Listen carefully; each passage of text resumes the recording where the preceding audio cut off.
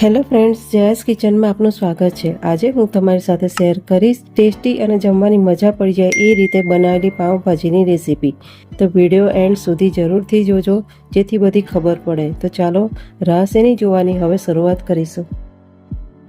પાઉંભાજી બનાવવા માટે જોઈશે 2 મોટા બટાકા, 4 મીડિયમ સાઇઝના રીંગણ, તમારી પાસે જો મોટા રીંગણ હોય તો એ પણ ચાલશે, 150 ગ્રામ જેટલી કોબીજ, 100 ગ્રામ જેટલો ફ્લાવર, 3 શિમલા મિર્ચ અને થોડી ફણસી અને થોડા વટાણા। હવે બધું કટ કરી લઈશું। તમે વિડીયોમાં જોઈ શકો છો કે બધી શાકભાજી કટ થઈ ગઈ છે। તે બધું પાણીથી ધોઈને કુકરમાં 4 વિસલ વાગે ત્યાં સુધી આપણે બોઇલ કરી લઈશું। પછી તેમાંથી વધારાનું પાણી કાઢી લઈશું જે આગળ વઘાર કરવામાં કામ લાગશે।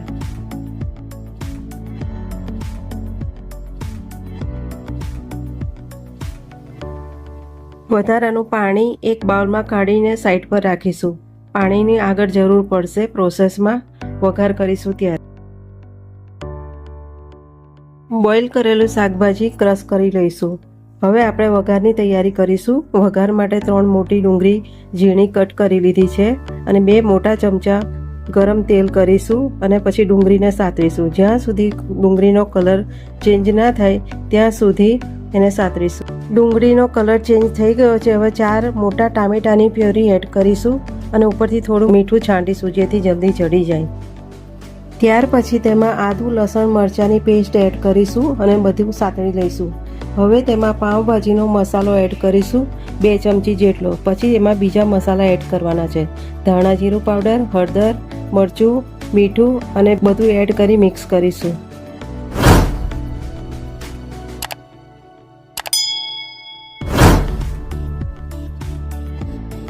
મસાલામાં થોડું પાણી એડ કરીશું। પાણી આપણે એ જ યુઝ કરવાનું છે જે શાકભાજી બાફેલી હતી એનું સાઈડમાં કાઢેલું હતું જેથી ટેસ્ટ જળવાઈ રહે। મસાલામાંથી તેલ છૂટું પડે એટલે શાકભાજી જે આપણે બોઇલ કરીને મૂકેલી હતી એ અંદર એડ કરી મિક્સ કરીશું।